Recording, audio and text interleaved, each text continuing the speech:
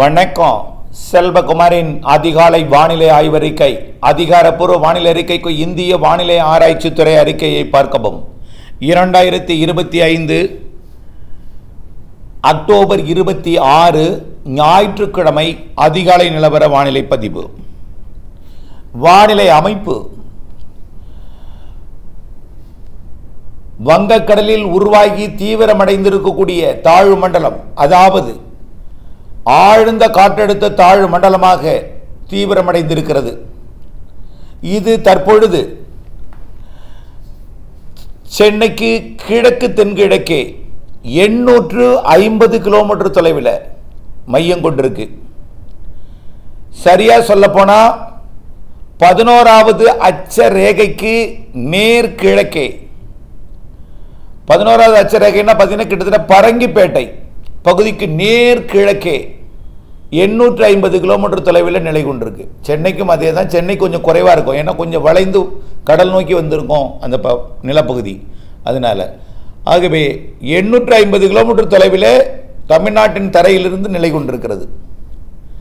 இது தொடர்ந்து மேற்கு நோக்கியே நகரும். மேற்கு வடமேற்கு. சென்னைக்கு இன்னைக்கு நெருக்கமாக நேற்றைக்கு 360 கிலோமீட்டர் தொலைவு வரைக்கும் வரும்னு எதிர்பார்த்தோம். இப்போ 260 கிலோமீட்டர் தொலைவு வரைக்கும் வரும், அவ்வளவுதான். 260வது கிலோமீட்டர்ல அப்படியே விலகி ஆந்திர பிரதேசம் போகும். இதுவே இறுதி அல்ல. ஆகவே தொடர்ந்து அப்டேட்ஸோட இணைந்து இருக்கணும். மேற்கு நோக்கி வருகிறது. மேற்கு நோக்கி எப்போ முழுமையா மேற்கு நோக்கி நாளை காலை தான் அந்த 260வது கிலோமீட்டர்ல 27ஆம் தேதி திங்கட்கிழமை காலை தான் வந்து அடையும். திங்கட்கிழமை முற்பகலெல்லாம் சென்னைக்கு கிழக்கே இருக்கும். இப்பொழுது பரங்கிப்பேட்டை கடலூர் மாவட்டம், கடலூருக்கு கிழக்கே இருக்கிறது, நேர்கிழக்கே. அப்ப கிட்டத்தட்ட தமிழ்நாட்டின் பகுதியை விட்டு விலகுவதற்கு நாளை காலை ஆகிவிடும். ஆகவே 850 கிலோமீட்டர் தொலைவில் இருக்கு. அதுக்காக ஊரை சொல்றேன்னு அச்சப்பட வேண்டாம். இருப்பிடம் அறிவதற்காக இந்த ஊரை எல்லாம் சொல்லி இந்த ஊருக்கு கிழக்கே என்று சொல்லிக் கொண்டிருக்கிறேன். அரபிக்கடலில் இருக்கக்கூடிய தாழ்வு மண்டலம் அதே போலதான் மும்பைக்கு கிழக்கே 450 கிலோமீட்டர் தொலைவில் நிலை கொண்டிருக்கு. மும்பைக்கு மேற்கே 450 கிலோமீட்டர். மும்பைக்கு மேற்கு தென்மேற்குன்னு சொல்லலாம். ரத்னகிரிக்கு மேற்கே, கோவாவிற்கு மேற்கு வடமேற்கே நிலை கொண்டிருக்கு. எல்லாமே 450 கிலோமீட்டர். அப்போ ரெண்டு பக்கம் ரெண்டு நிகழ்வு. அரபிக்கடலோர மாநிலங்கள் முழுவதும் மழை தான். அரபிக்கடல் நிகழ்வாலும் மழை, வங்கக்கடல் நிகழ்வு அரபிக்கடல் காற்றை ஈர்ப்பதன் காரணமா கேரளாவின் தெற்கு பகுதியில் வங்கக்கடல் நிகழ்வால் மழை, கேரளாவின் வடக்கு பகுதிக்கு அரபிக்கடல் நிகழ்வால் மழை, கர்நாடகா, மகாராஷ்டிரா, கோவா, குஜராத் எல்லாம் அரபிக்கடல் நிகழ்வால் மழை, கேரளாவின் தெற்கு பகுதி மற்றும் தமிழ்நாட்டோட மேற்கு தொடர்ச்சி மலைப்பகுதி வங்கக்கடல் நிகழ்வால் மழை. ஆக இந்த நிகழ்வு மேற்கு காற்றை ஈர்க்கிறது. இப்போ நேற்றைக்கு எங்கெல்லாம் மழை பொழிவுன்னு பார்த்தீங்கன்னா, தகவல் கிடைக்கப்பெற்ற வரைக்கும் ஆந்திர எல்லையோர வேலூர் மாவட்டத்தில் தாரா படவேடு என்கின்ற ஊரில் 80 மில்லிமீட்டர் மழை பொழிந்திருக்கு, 8 சென்டிமீட்டர். வேலூர் மாவட்டம் ஆந்திர எல்லையோரம்னு சொல்ல முடியாது, சற்று உள்ளதான், வேலூருக்கு வடக்கே உள்ள கிராம பகுதி. மேலும் நேற்று எங்கெல்லாம் மழை பெய்யுதுன்னா எல்லா இடங்களும் பெரும்பாலான மாவட்டங்களில் மழை தான். கன்னியாகுமரி மாவட்ட மழை, கன்னியாகுமரி திருநெல்வேலி இடைப்பட்ட மலைப்பகுதிகளில் மழை. அப்புறம் புதுக்கோட்டை சிவகங்கை மாவட்டத்தில், சிவகங்கை தான், புதுக்கோட்டையில் பெருசாக இல்லை, சிவகங்கை மாவட்டத்தில் மழை பொழிந்தது. 2 சென்டிமீட்டர் 3 சென்டிமீட்டர் வரைக்கும் சிவகங்கை மாவட்டத்தில் மழை பொழிந்திருக்கிறது ஆங்காங்கே. அடுத்தபடியாக பார்த்தீங்கன்னா திருச்சி மாவட்டத்தில் உருவான மழை, திருச்சி மாவட்டத்தோட கிழக்கு பகுதி, புதுக்கோட்டை மாவட்டத்தோட வடக்கு பகுதியில் உருவான மழை, நீர்பழனி அதன் சுற்று வட்டார பகுதியில் உருவான 3 சென்டிமீட்டர் மழை பொழிவை கொடுத்துட்டு, கீரனூரில் 2 சென்டிமீட்டர் மழை பொழிவை கொடுத்துட்டு, உடையாளிப்பட்டிலாம் 20 மில்லிமீட்டர் மழை பொழிவு 2 சென்டிமீட்டர் மழை பொழிவை கொடுத்துட்டு, அப்படியே பார்த்தீங்கன்னா தஞ்சாவூர் மாவட்டம், தஞ்சாவூர் புதுக்கோட்டை மாவட்ட எல்லை பகுதி வழியாக தஞ்சாவூர் தெற்கு பகுதி வல்லம் விஓ அலுவலகத்தில் 3.5 சென்டிமீட்டர் 35 மில்லிமீட்டர் மழை பொழிந்திருக்கிறது. இப்படி பொழிந்து விட்டு அப்படியே 4 சென்டிமீட்டர் அரியாணிப்பட்டி இதெல்லாம் 4 சென்டிமீட்டர் மழை பொழிவை கொடுத்து விட்டு, பச்சூர் 2 சென்டிமீட்டர், அப்படியே ஈச்சங்கோட்டை 2 சென்டிமீட்டர் மழைப்பொழிவை கொடுத்துவிட்டு திருமங்கலக்கோட்டையில் வந்து 6 சென்டிமீட்டர் மழைப்பொழிவை கொடுத்துருக்குங்க. திருமங்கலக்கோட்டை அதாவது ஒரத்தநாடு மற்றும் வடுவூர் இடைப்பட்ட பகுதியில் இருக்கக்கூடிய திருமங்கலக்கோட்டையில் கொடுத்திருக்கிறது. 6 சென்டிமீட்டர் வரைக்கும் 5.5 சென்டிமீட்டர் வரைக்கும் மழைப்பொழிவை கொடுத்திருக்கிறது. அதை தாண்டி அது திருவாரூர் மாவட்டத்தில் வந்து கண்டிதம்பேட்டையில் 5 சென்டிமீட்டர் மழைப்பொழிவை கொடுத்திருக்கிறது. 50 மில்லிமீட்டர் கண்டிதம்பேட்டை. அடுத்தபடியாக பார்த்தீங்கன்னா கீழக்குறிச்சியில் 37 மில்லிமீட்டர் 3.5 சென்டிமீட்டர் மழை கீழக்குறிச்சி. அதனைத் தொடர்ந்து எடையூரில் பார்த்தீங்கன்னா 18 மில்லிமீட்டர் 2 சென்டிமீட்டர் மழை. அடுத்தபடியாக தில்லைவிளாகம் தெற்கு காடு 2 சென்டிமீட்டர் மழை. அடுத்தபடியாக அதிராமப்பட்டினத்தில் 2.5 சென்டிமீட்டர் மழை பொழிவை கொடுத்துட்டு வேதாரண்யத்துக்கும் போகாமல் மணமேல்குடிக்கும் போகாமல் இடையில அதிராம்பட்டினம் வழியாக கடலுக்குள் இறங்கி அது யாழ்ப்பாணம் காங்கேசன் துறை மற்றும் இந்த பகுதிகளில் போய் நெடுந்தீவு உள்ளிட்ட பகுதிகளில் போய் நல்ல ஒரு இடி மின்னல் மழை பொழிவை கொடுத்தது. அடுத்தது பார்த்தீங்கன்னா நேற்றைக்கு நெய்வேலியில் உருவானது மயிலாடுதுறை வரைக்கும் வந்ததுன்னு சொன்னேன். நெய்வேலியில் உருவான மழை மயிலாடுதுறை வந்தது. ஆக அந்த மழைப்பொழி பார்த்தீங்கன்னா அங்கேயும் 2 சென்டிமீட்டர் 3 சென்டிமீட்டர் மழையெல்லாம் கொடுத்தது. இறுதியில் மயிலாடுதுறை மாவட்டத்திலேயும் 2 சென்டிமீட்டர் மழைப்பொழிவை கொடுத்தது ஆங்காங்கே. இது திருவெண்காடில் 2 சென்டிமீட்டர் மழை. இப்படி மழைப்பொழிவை மயிலாடுதுறை மாவட்டத்தில் கொடுத்தது. அடுத்து பார்த்தீங்கன்னா புதுச்சேரியை ஒட்டி திருவண்ணாமலை மாவட்டத்திலேருந்து வந்த மழை அப்படியே அங்கேயும் 2 சென்டிமீட்டர் மழை. பெருசாக இல்லை பார்த்தீங்களா, எல்லாம் 2, 3 அதிகபட்சமாக இந்த 5 சென்டிமீட்டர் கொடுத்துருக்கிறது. 5.5 சென்டிமீட்டர் ஒரத்தநாடுக்கு வடக்கு புறம் மற்றும் மன்னார்குடிக்கு தெற்கு புறம் இருக்கக்கூடிய பகுதி இதான். அடுத்தபடியாக ஆந்திர எல்லையோரத்தில் இந்த மழை இப்படி இருக்க இன்றைக்கு எப்படி இருக்கும் என்பதை பார்ப்போம். இப்போ நம்ம சரியா சொன்னோம்னா இந்த நிகழ்வு நேரடி தாக்குதல் தமிழ்நாட்டில் இல்லை. ஒருவேளை செயலிழந்து வந்தால்தான் உண்டு, அப்படி ஏதும் வாய்ப்பு இல்லை. ஒருவேளை தாழ்வு மண்டலமாக வந்தால் உண்டு, புயலாகும். ஆனால் தீவிர புயலாக மாறாது. அதாவது 110 கிலோமீட்டர் புயலாக உருவெடுப்பதற்கு வாய்ப்பு இல்லாமல் போகிறது. கொஞ்சம் வேகமும் குறைவு, கொஞ்சம் பிக்கப்பும் குறைவு தான். ஆனால் நேற்றைக்கு எதிர்பார்த்த அந்த தீவிர புயல் அதாவது 110 கிலோமீட்டர் இல்லாமல் வெறும் 80, 85, 90 கிலோமீட்டருக்குள்ளர இது ஆந்திர பிரதேசத்தை நோக்கி கடக்கும். ஆனால் இது காக்கிநாடாவில் கரை கடக்கும் என்று நேற்றிலிருந்து பேசப்பட்ட நிலையில் இது காக்கிநாடாவிலையும் கரை கடக்க போவதில்லை. அப்படியே எல்லாமே அப்படி கரை ஏறும் பொழுது செயலிழந்து போய் மழைப்பொழிவை மட்டும் ஒட்டுமொத்த ஆந்திர பிரதேசத்திற்கு நிறைய கொடுக்கும். காற்று பாதிப்பு பெரிதாக இல்லாமல் மழைப்பொழிவை மட்டும் நிறைய கொடுக்க போகிறது ஆந்திர பிரதேசத்துக்கு. இதனால தமிழ்நாட்டில் எங்கே மழைப்பொழிவுன்னு பார்த்தீங்கன்னா மேற்கு தொடர்ச்சி மலையில் தான் நல்ல மழைப்பொழிவை கொடுக்கும், மேற்கிருந்து வரும். ஆனால் இது உறுதியல்ல, தொடர்ந்து வானிலை ஆய்வறிக்குள்ள இணைந்திருக்கணும். ஏன்னா நாளைக்கு காலையில் தான் அது 260 கிலோமீட்டர் தொலைவிற்கு சென்னைக்கு நெருக்கமாக வருது. நேற்றைக்கு 360ன்னு எதிர்பார்த்தோம், இன்னைக்கு 260 நெருக்கமாக வருது. நேரடியாக மேற்கு நோக்கி வந்தால் இன்னும் கூடுதல் வாய்ப்பாகிவிடும். ஆகவே மேற்கு வடமேற்கு திசை நோக்கி போனால் தான் இன்னும் நேரடியாக மேற்கு நோக்கி வரவும் வாய்ப்பு இருக்கு. ஆனால் நேரடியாக மேற்கு நோக்கி வந்தாலும் தமிழ்நாட்டில் கரை கடக்காது. கரை கடந்தால் செயலிழந்து காற்று பாதிப்பு இல்லாத மழைப்பொழிவை கொடுக்கும். அப்படிலாம் இருக்கு. ஆகவே அப்டேட்ஸோட இணைந்திருக்க வேண்டியது காலத்தின் கட்டாயம். 850 கிலோமீட்டர் தொலைவில் இருக்கு. ஏன்னா உலக வானிலையாளர்கள்லாம் ஒட்டுமொத்த கருத்தாக இது ஆந்திர பிரதேசம் காக்கிநாடா போய் கரை கடக்கும்னு சொல்லிட்டு இருக்கிறதுனால நாமும் அதே சொல்லியிருக்கோம். ஆனால் ஒரே ஒரு சாதகம் தான், கடல் நீரோட்டத்தை வைத்து மட்டும் சொல்றாங்க. ஆனால் மேலே பார்த்தீங்கன்னா எதிர் திசை காற்று இருக்கு. 5500 மீட்டர் உயரத்துக்கு மேலே இந்த புயல் போகாது. தலையை கட் பண்ணிட்டே இருக்கும், தலையெடுக்க விடாது. தலை தூக்கினால் தலையை கட் பண்ணிட்டே இருக்கும் அங்கே காற்று. அப்படியே அதை கட் பண்ணும்போது கட் பண்ணி விழுந்துடாது, தலை சாயும். எங்கே சாயும்னா தமிழ்நாட்டை நோக்கி சாயும். அப்போ சாயும் பொழுது மழைப்பொழிவு இருக்கும் வடகடலோரத்தில். ஆக மழைப்பொழிவு இருக்கிறது. அதை தான் நம்ம அன்னையிலும் சொல்லிட்டு இருக்கோம். ஒரு தொலைக்காட்சியில் பேட்டி கொடுத்த கூட இதுதான் சொல்லிக்கிட்டு இருந்தேன். நேரடியாக தலை சாய்ந்திருக்கும் அப்படியே. ஏன்னா 5800 மீட்டர் உயரத்துக்கு மேலே 5.8 கிலோமீட்டருக்கு மேலே அது உயர முடியாது. அங்கே பார்த்தீங்கன்னா வளிமண்டல 5800 மீட்டர் உயரத்துக்கு மேலே போய் பார்த்தீங்கன்னா அங்கே அந்த புயல் தமிழ்நாட்டின் மீது இருக்கிற மாதிரியே தெரியும். ஆனால் அடிப்பாகம் கடலில் தான் இருக்கும். ஏனென்றால் தலை சாய விடும். அங்கிருக்குள்ள எதிர்காற்று அதோட சுழற்சியை சாய்க்கும். அப்படி சாய்ந்த நிலையில் ஆந்திர பிரதேசத்துக்கு போகலாமே தவிர அப்படி இல்லைன்னா செயலிழக்கலாம். இதுமாரி இருக்கு. ஆனால் ஆந்திர பிரதேசத்தில் கரை கடந்தாலும் அது செயலிழந்து புயல் என்ற வடியில் தான் கடக்குமே தவிர தீவிர புயலாக இருக்காது. அப்படியே புயலாக கரை கடந்தாலும் கரையேறும்போது எந்த காற்றுமே இருக்காது. காற்று இல்லாது அதீத மழைப்பொழிவை கொடுக்கக்கூடிய வாய்ப்பாக ஆந்திர பிரதேசத்துக்கு அமையும். இப்படித்தான் இருக்கு. அடுத்தபடியாக தமிழ்நாட்டுக்கு இது அப்படி என்ன நடக்க போகுது, என்ன மழைப்பொழிவை கொடுக்கும் பார்த்தீங்கன்னா, அறுவடை விவசாயிகள்லாம் நேற்றைக்கு இந்த கண்டிதம்பேட்டை, ஒரத்தநாடு, திருமங்கலக்கோட்டையெல்லாம் பெய்த மழைப்பொழிவு அவர்களுடைய நெல் தானியங்களை நனைத்திருக்கும். அறுவடை தானியங்களை அறுவடை செய்து வைத்திருந்த தானியங்கள் மூடி வச்சிருப்பீங்க. இன்றைக்கு அறுவடை செய்யலாம் என்று காத்திருந்து மிஷின் கிடைக்காம அறுவடைக்கு தயாராக இருக்கு. நெல் நீர் வடிந்து இருக்கிறது. இப்போ எந்திரம் கிடைக்கல. எல்லாரும் ஒரே நேரத்தில் டெல்டா முழுக்கதும் எந்திரம் எப்படி கிடைக்கும்? அவ்வளோ பெரிய தொழிலதிபர்கள் அவ்வளோ பெரிய எந்திரங்கள்லாம் யாரும் வச்சில்ல. அவ்வளோ நிறைய எந்திரங்கள் இல்லை. இருந்தாலும் அது எந்திரங்கள் வரும்பொழுது நீங்கள் அறுவடை செய்ய முடியும். அவ்வளோ எந்திரங்களும் எல்லா வயல்களிலும் ஒரே நாளில் எந்திர அறுவடை செய்ய முடியுமா? முடியாது. ஆகவே இதனால கொஞ்சம் லேட் ஆகுது. இருந்தாலும் இப்போ இந்த மழைப்பொழிவு நேற்றைக்கு அந்த தானியங்களை நனைத்திருக்கும். இருந்தாலும் இன்றைக்கு வெயில் அடிக்காது, பெருசா மேகமூட்டமாகவே இருக்கும் வானிலை. இந்த மேகமூட்ட வானிலை இன்றைக்கு மேகமூட்டம் எங்க இருக்கும்னா, தென் மாவட்டங்களில் உள்பகுதியில் மேகமூட்டம் இருக்காது. காலை மேகமூட்டம் எங்க இருக்கும்னா, வடகடலோரம் டெல்டா மாவட்டங்கள் மேகமூட்டமாக இருக்கும். கடலுக்குள் மழை இருக்கு. இந்த மேகமூட்டம் இன்றைக்கு மதியத்துக்கு மேலே ஒட்டுமொத்த தமிழ்நாடு முழுவதும் மேகமூட்டமாகிவிடும். ஒட்டுமொத்த மேகமூட்டம் சூழ்ந்து தான் இருக்கும். இதில் உள்பகுதிகளில் ஆங்காங்கே மழை வாய்ப்பு இருக்கு.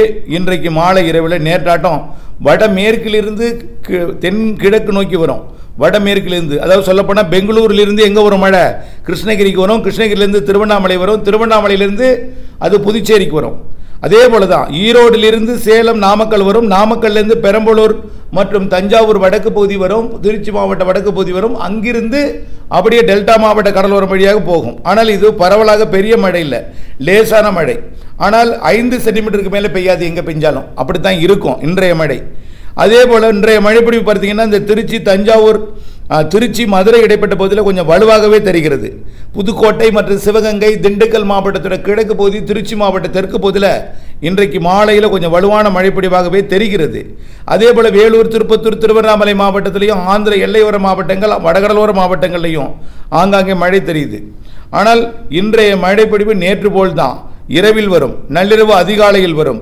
மதியத்துக்கு மேலே கொஞ்சம் மேகத்துக்கு மேலே கொஞ்சம் வெப்பமடைந்தது வரும். மேற்கே மேகம் இருக்காது. மேற்கு மாவட்டங்களில் மேகம் இருக்காது. அந்த மேகத்தால் அங்கிருந்து வெப்பத்தால் லேசாக்கி மேலெழுந்த காற்று வந்து வெப்பச்சலன இடிமழை பொழிவை கொடுக்கும். மேற்கு மாவட்டம், அதாவது பாலக்காட்டு கணவாயில் மேகம் இருக்காது. அதே போல் மைசூரில் மேகம் இருக்காது. ஆக பாலக்காட்டு கணவாயில் வெப்பமடைந்து அது காரைக்குடி, புதுக்கோட்டை இந்த பகுதி, அதாவது சிவகங்கை, புதுக்கோட்டை, டெல்டா மாவட்டங்களுக்கு மழை பொழிவை கொண்டு வரும். அதே போல மைசூரில் உருவாகக்கூடிய வெப்பத்தால் லேசாகி மேலெடுந்தது வட உள்பகுதி, வடகடலோர பகுதிகளுக்கு கொண்டு வரும். இப்படி மழைப்பொழிவு இன்றைக்கு மாலை இருக்கு. முன்னெச்சரிக்கை தேவை. ஆனால் புயலால் பெருமழை கிடையாது. அது முதல்ல தெரிஞ்சுங்க. இன்றைக்கு இரவு, அதாவது 26ஆம் தேதி இரவு வட உள் பகுதிகளுக்கும் நல்ல மழைப்பொழிவு இருக்குங்க. ஆனால் பெருமழை கிடையாது, பரவலாக கிடையாது, எல்லோருக்கும் கிடையாது. சேலம் மற்றும் கள்ளக்குறிச்சி, கடலூர் மற்றும் அரியலூர், பெரம்பலூர் மற்றும் அப்படியே மயிலாடுதுறை நேற்றைக்கு பெய்த இடத்தை விட இன்றைக்கு கொஞ்சம் கூடுதல் பரப்பில் தான் மழை தெரியுது. இது வெப்பச்சலன இடிமழை. கடலில் 850 கிலோமீட்டரில் இருக்கக்கூடிய அந்த புயலானது கடலை நோக்கி ஈர்க்கக்கூடிய தரைக்காற்று இருக்கிற காரணத்தினாலே தரைக்காற்று வெப்பமடைந்து அதில் இருக்கக்கூடிய நீராவியை மேலெழுப்பி கொண்டு வரும் பொழுது இருகாற்று இணைவு மேற்கிலிருந்து வரக்கூடிய காற்றும் வடக்கிலிருந்து வரக்கூடிய காற்றும் சந்திப்பை ஏற்படுத்தி மழைப்பொழிவை ஏற்படுத்துகிறது என்பதை நீங்கள் உணர வேண்டும். நேரடி புயல் தாக்குதல் இல்லை. ஆனால் மழை இருக்கும், இன்றைக்கும் இருக்கும். அறுவடை விவசாயிகள் எச்சரிக்கை தேவை. சரி, நாளை திங்கட்கிழமை எப்படி இருக்கும் அப்படின்னு பார்த்தீங்கன்னா, நாளை திங்கட்கிழமை அதிகாலை டெல்டா மாவட்டங்கள், வடகடலோரத்துக்கு மழை வாய்ப்பு இருக்கு. அப்பதான் மிக நெருக்கமாக வந்திருக்கும். அதற்கான படத்தையும் கொடுத்திருக்கிறேன். ஆனால் பெருமழை பாதிக்கும் மழை அல்ல, அறுவடைக்கு இடையூறு கொடுக்கும் மழை, மீண்டும் உங்களுடைய தானியங்களை நனைக்கும் மழை, சற்று நீர் தேங்கலாம், சற்று ஓடும் அளவிற்கு இருக்கலாம். அப்படிப்பட்ட மழைப்பொழிவாகவும் தெரிகிறது. இவையெல்லாம் இன்றைக்கு மாலை அறிக்கையில் நான் சமர்ப்பிக்கிறேன். ஆகவே அறவே மழை இல்லைன்னு சொல்ல முடியாது. மழை இருக்கு. நேற்றைக்கு பெய்ததே உங்களுக்கு ஒரு பாடமாக, அனுபவமாக இருந்திருக்கும். டெல்டா மாவட்டத்தில் தெற்கு பகுதியில் அதிராமப்பட்டினம் உள்ளிட்ட பகுதிகளுக்கும் மன்னார்குடிக்கும் இடைப்பட்ட பகுதி, அதே போல் வல்லம், தஞ்சாவூருக்கு தெற்கு பகுதி எல்லாமே நல்ல மழைப்பொழிவை கொடுத்தது ஒரு பாடமாக இருக்கலாம். அதை வைத்து இன்றைக்கும் எச்சரிக்கையுடன் இருங்கள். நாளை அதிகாலை காலையும் எச்சரிக்கையுடன் இருங்கள். நாளை அதிகாலையும் மழை இருக்கு, காலையும் மழை இருக்கு. காலைக்கு பிறகு இந்த நிகழ்வானது என்ன செய்யும் பார்த்தீங்கன்னா, வடகடலோரத்திற்கு மிக நெருக்கமாக வந்து சென்னை, திருவள்ளூர் மாவட்டங்களுக்கு புயலோட வெளி சுற்று ரொம்ப தொடாது, ரொம்ப ஏறாது. புயலோட ஆரம், அதாவது விட்டம் கிடையாது, ஆரம் 50, கண்ணு, புயலோட கண்ணு ஆரம் 50, விட்டம் 100. அப்போ அதோட வெளி சுற்று எவ்வளோன்னு பார்த்தீங்கன்னா 150. மொத்தம் வெளி சுற்றிலிருந்து மையம் 250, மொத்தம் ஆரம் 250, விட்டம் 500. பார்த்தீங்களா, ஒரு புயலோட விட்டா மொத்தம் 500, இந்த கடைசிலேருந்து அந்த கடைசிக்கு 500. அதனால சில புள்ளிகள் நகர்ந்தாலே மழைப்பொழிவு கூடும், சில புள்ளிகள் நகர்ந்தாலே மழைப்பொழிவு குறையும். இப்படித்தான் இருக்கும், ஜிக்ஜாக் போட்டுட்டே இருக்கும். அதனால மேலையும் காற்று பிடிச்சி தலையை குட்டுது, தலையை அமுக்குது, அங்கே திசை திருப்புது, நிறைய பிரச்சனையும் கொடுத்துட்டு இருக்கு. அதனால எது எந்த பிரச்சனை கொடுக்கணும் நாம போய் அதோட சக்தியை நாம உடனடியாக தீர்மானிக்க முடியாது. வளிமண்டலத்தில் 5800 மீட்டர் உயரத்தில் நடக்கக்கூடிய ஒரு செயல்பாடை நாம கீழே இருந்து உடனடியாக கண்காணிக்க முடியாது. அதனால அங்கே நடக்கக்கூடிய நிகழ்வால் சிறு திசை மாற்றங்கள் கூட ஏற்படலாம். புரியுதுங்களா? அதனால நீங்க அச்சப்பட தேவையில்லை, புயலாக வராது. மழைப்பொழிவு வந்தால் வடகடலோரத்திற்கு கூடுதலாக கொடுக்கலாம். அப்படிதான். அப்படி நேராக போனால் ஆந்திர பிரதேசத்துக்கு தான் நம்ம எதிர்பார்த்தது போலவே போனால் ஆந்திர பிரதேசத்துக்கு போகும். எதுக்குன்னா தொடர்ந்து ஆய்வறி கூட இணைந்திருக்கணும். இப்போ இல்லைன்னு சொல்லிட்டா நீங்க பாட்டு போயிருவீங்க. திடீர்னு இருக்குன்னு சொல்லும்போது உங்களை தேடினா வீட்டுக்கு வர முடியாது. புரியுதுங்களா? அதுக்காகத்தான். அதனால ஆய்வறி கூட இணைந்திருக்க வேண்டும் என்கின்றது தான் நம்ம சொல்றோம். ஏனென்றால் வாய்ப்பு இருக்கு. அதனால தான் நான் சொல்லிட்டு இருக்கேன். அடுத்தபடியாக நாளை இந்த நிகழ்வு வடகடலோரத்தை ஒட்டி சென்னைக்கு 260 கிலோமீட்டர் தொலைவிலே வரும்பொழுது அப்போ திருவள்ளூர் மாவட்டத்திற்கு கனமழையையும், சென்னைக்கு சற்று கனமழை முதல் கனமழையையும், திருவள்ளூருக்கு மிக கனமழை பொழிவு வரைக்கும் வாய்ப்பு இருக்கு. அதுல பழவேற்காட்டிற்கு அதிக கனமழை பொழிவும் தெரிகிறது. பழவேற்காடு பகுதி, பழவேற்காடு, தடா, ஆரம்பாக்கம், அதன் சுற்றுவட்டார பகுதி, கும்மிடிப்பூண்டிக்கு வட கிழக்கே கும்மிடிப்பூண்டியிலிருந்து பழவேற்காடு ஸ்ரீகரிகோட்டா வரைக்கும், அப்படியே அதே போல ஊத்துக்கோட்டையிலிருந்து ஸ்ரீகரிகோட்டா வரைக்கும், திருப்பதிக்கு கிழக்கே நெல்லூர் வரைக்கும் இந்த பகுதியை நீங்க நினைவில் கொள்ள வேண்டும். இந்த பகுதி தான் அதிக மழைப்பொழிவை கொடுக்கும். நெருங்கி வந்தால் இன்னும் கொஞ்சம் உள்ளேயும் வரும். புரியுதுங்களா? இப்ப திருப்பதி வரைக்கும் சொல்லியிருக்கிறோம். இப்போ ஊத்துக்கோட்டை வரைக்கும் தான் உள்ள சொல்லியிருக்கோம் திருவள்ளூர்ல. அப்படியே திருத்தணி கூட வரலாம். அதுதான் நம்ம சொல்றோம், இணைந்தே இருங்கன்னு. அப்போ இப்போ சென்னைக்கு தான் சொல்லியிருக்கோம், அது காஞ்சிபுரத்துக்கு கூட கிடைக்கலாம். இப்போ செங்கல்பட்டு மாவட்டம் தாம்பரம் வரைக்கும் தான் நம்ம எதிர்பார்க்கிறோம். அதற்கு தெற்கே அது தாம்பரத்தையும் தாண்டி செங்கல்பட்டு கூட மழைப்பொழிவு கிடைக்கலாம். அதனாலதான் ஸ்ரீபெரும்புதூர் கிடைக்கலாம். அதனால நீங்க இணைந்தே இருக்கணும். ஆனால் இப்பொழுது ஆய்வறிக்கையின்படி திருவள்ளூர் மாவட்டத்தோட கடலோர பகுதிகளுக்கு நிறைய மழைப்பொழிவை கொடுக்கும். இப்படித்தான். அதன் பிறகு மேற்கு தொடர்ச்சி. ஆகவே இந்த ஆடியோட நீளம் கொஞ்சம் கூடுதலாகத்தான் போகும், வேற வழி இல்லை. ஏன்னா விளக்கமா சொல்லலைன்னா தவறான முடிவெடுத்து தவறான செயல்களை ஈடுபட்டு விடுவார்கள். அதனால நஷ்டம் ஏற்பட்டு விடும். அதனால தவறான செயல்களிலும் ஈடுபட்டு விடக்கூடாது. அதே போல விவசாயிகளுக்கு நஷ்டமும் ஏற்படக்கூடாது, புரிதலிலும் பிழை இருக்கக்கூடாது என்பதற்காகத்தான், அதே போல பீதியோ அச்சமும் ஏற்படக்கூடாது என்பதற்காகத்தான் ஆடியோவிட இவ்வளவு விளக்கமா சொல்ல வேண்டியிருக்கு. ஆகவே இந்த நிகழ்வு 850 கிலோமீட்டர் தொலைவில் இருந்து சென்னைக்கு நெருக்கமா 260 கிலோமீட்டர் தொலைவு வரும். இதுதான் வரப்போறது. இதுக்கு நெருக்கமா இதுவரைக்கும் நம்முடைய ஆய்வுல வர தெரியல. ஆனால் இது இறுதியான அறிக்கை அல்ல. ஆனால் மேல தலையில 8500 மீட்டருக்கு மேலே எதிர் திசை காற்று அழுத்துகிறது, தேக்குகிறது, அதை திசை மாற்றுகிறது, இதெல்லாம் நடக்கிறது. அதே போல நீரோட்டம் மட்டும்தான் ஆந்திர பிரதேசத்தை நோக்கி கொண்டு போக பார்க்கிறது. நீரோட்டம் வலுவா இருக்கு ஆந்திர பிரதேசம் வரைக்கும். இது ஒன்று மட்டும்தான் சாதகமா இருக்கு. இதை வைத்து தான் போய்கொண்டிருக்கிறது. அப்போ போய்கொண்டிருக்கிறது இல்லை, இன்னும் போகல, மேற்கு நோக்கி தான் வருது. இதுவரைக்கும் மேற்கு நோக்கி தான் வருது. ஆனால் மேற்கு நோக்கி வரும்னு தான் இந்திய வானிலை ஆய்வு நிறுவனம் சொல்லியிருக்கோம், நம்ம சொல்லியிருக்கோம். 260 கிலோமீட்டர் வரைக்கும் நெருங்கி திசை மாறும் என்று எதிர்பார்க்கப்படுகிறது. இப்படி இருக்கக்கூடிய நிலையில நாளை, அதாவது இன்றைக்கு ஆங்காங்கே மழை இருக்கும். தென் மாவட்ட மேற்கு தொடர்ச்சி மலையில கனமழை இருக்கும். நாளை அதிகாலை தான் பெரும்பாலும் மழை இருக்கும். இன்னைக்கு பெய்கிற மழையெல்லாம் டெல்டா மாவட்டங்கள், அதாவது ஆங்காங்கே இருக்கும், ஆங்காங்கே இருக்கும். ஆனால் மழை வட மேற்கிலிருந்து தென்கிழக்காக வரும் இன்றைக்கு மழை. புரியுதுங்களா? அதே போலதான் எல்லா மாவட்டங்களும். ஆனால் நாளை அதிகாலையிலிருந்து கடலோர மாவட்டங்கள் மழை கொஞ்சம் கூடுதலாக வாய்ப்பு இருக்கு, தீவிரமா இருக்கு. நள்ளிரவிலிருந்தே கொஞ்சம் இருக்கும் மழை. நள்ளிரவிலிருந்த மழை பொழிவு கொஞ்சம் கூடுதலாகும் என்று எதிர்பார்க்கப்படுகிறது. இன்றைக்கு நள்ளிரவிலிருந்து 26ஆம் தேதி ஞாயிற்றுக்கிழமை நள்ளிரவிலிருந்து, அதுதான் நம்ம நீண்டகால அறிக்கையிலையும் சொல்லி இருக்கிறோம். 27ஆம் தேதி திங்கட்கிழமை அதிகாலை மழை இருக்கும், காலை மழை இருக்கும். அதுக்கப்புறம் அது சென்னை ஒட்டி போகும் பொழுது அது மேற்கு தொடர்ச்சி மலை மாவட்டங்கள்லையும் கேரளாவிலையும் மேற்கு பகுதிகளில் தான் மழை இருக்கும். கன்னியாகுமரியில் இருக்கும், நீலகிரி வரைக்கும் அங்கிருந்து காற்று இருக்கும். இங்கே என்ன ஆகும்னா வடகடலோரத்தில் மழைப்பொழிவு கூடும். வடகடலோரத்தில் கூடி அப்படியே அதிக மழைப்பொழிவு கடலோரத்தில் கூடுனாக்க தொடர் மழைப்பொழிவாக இருக்கும். லேசான ஒரு தரைக்காற்று இருக்கும், தவிர பெருசாக காற்றெல்லாம் கிடையாது, லேச விசுன்னு இருக்கும், அவ்வளோதான்.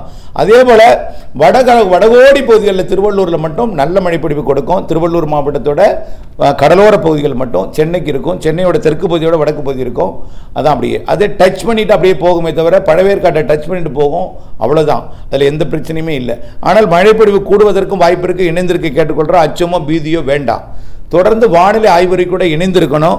இந்த நிகழ்வு இப்படி ஆந்திர பிரதேசம் போகிறதே என்று திண்டுக்கல் மாவட்ட மக்களும், திருப்பூர் மாவட்டத்தோட தாராபுரம் உள்ளிட்ட சுற்றுவட்டார பழனி, நரிக்கல்பட்டி இந்த பகுதி மற்றும் கரூர் மாவட்டத்தில் ஒரு சில இடங்கள் பகுதிகளுக்கும் இதுவரை மழை இல்லாமல் எங்கே இருக்கக்கூடிய சொல்ல முடியாமல் இருக்கக்கூடிய உங்களுடைய விவசாயிகள் அனைவருக்கும் சொல்கிறேன், இந்த நிகழ்வு தான் இறுதி நிகழ்வு அல்ல. 100 நாள் மழையில் 10 நாள் தான் முடிஞ்சிருக்கு. இன்னைக்கு தேதி அக்டோபர் 26. பருவமழையை அக்டோபர் 26 தான் இது வரைக்கும் பல ஆண்டுகளாக தொடங்கியிருக்கு. பருவமழை இந்த தேதியில் இது பல ஆண்டுகளாக தொடங்கியதே கிடையாது. தொடங்கி 22-23 சென்டிமீட்டருக்கு மேலே பெய்து விட்டது. ஆகவே 25 சென்டிமீட்டர் வரைக்கும் இப்போ பெய்ய போகிறது. ஆகவே இந்த அளவுக்கு மழை பெய்து விடு, அதாவது பெய்திருக்கு சராசரி மழை. ஒட்டுமொத்த தமிழ்நாட்டின் மழை 45 சென்டிமீட்டர் மழையில் கிட்டத்தட்ட 22 சென்டிமீட்டருக்கு மேலே மழை கிடைச்சிருச்சு தமிழ்நாட்டுக்கு. ஆகவே இன்னமும் ஒரு 25 சென்டிமீட்டர் தான் மழை தேவைப்படுகிறது. 23 சென்டிமீட்டர் தான் தேவைப்படுது. அந்த மழைப்பொழிவு கூட வரக்கூடிய நாட்களில் கிடைச்சிடும். இந்த நிகழ்வால் கொஞ்சம் கிடைக்கும். அடுத்தடுத்த நிகழ்வுகள் இருக்கு. கண்டிப்பாக இந்த நிகழ்வு போய் செயலிழந்த பிறகு அரபிக்கடலை நீடித்துக் கொண்டிருக்கக்கூடிய அந்த நிகழ்வும் புயலா மாறி அது அப்படியே இந்த நிகழ்வு மோந்தா புயலாக மாறி அரபிக்கடல் நிகழ்வு சென்னியார் புயலாக மாறி சென்னியார் குஜராத் கரை கடந்த பிறகு இரண்டும் செயலிழந்த பிறகு 5ஆம் தேதியிலிருந்து அடுத்த நிகழ்வு மழைப்பொழிவை தொடக்கம். அடுத்த காற்று சுழற்சி 5ஆம் தேதி உருவாகிறது. 4ஆம் தேதி 5ஆம் தேதியிலிருந்து அடுத்த மழைப்பொழிவை தொடக்கம். அடுத்தடுத்த நிகழ்வுகள் பொங்கல் வரை இருக்கிறது என்பதையும், இப்போ ஆந்திர பிரதேசத்தில் எப்படி மழைப்பொழிவை கொடுக்க போகிறது என்று பாருங்கள். அதே போல மழைப்பொழிவெல்லாம் தமிழ்நாட்டுக்கும் இருக்கிறது என்பதை நினைவில் கொண்டு மழை பொழியும் என்ற நம்பிக்கை கொண்டு இணைந்தே இருக்க அப்டேட்ஸுடன் கேட்டுக்கொள்கிறேன். அறுவடை விவசாயிகள் தொடர்ந்து அப்டேட்ஸுடன் இணைந்திருக்க வேண்டும். அப்டேட்ஸ் அறிந்து வானிலை இருந்து திட்டமிட்ட விவசாய பணி செய்து லாபம் அடைந்திட அன்போடு கேட்டுக்கொள்கிறேன். நன்றி.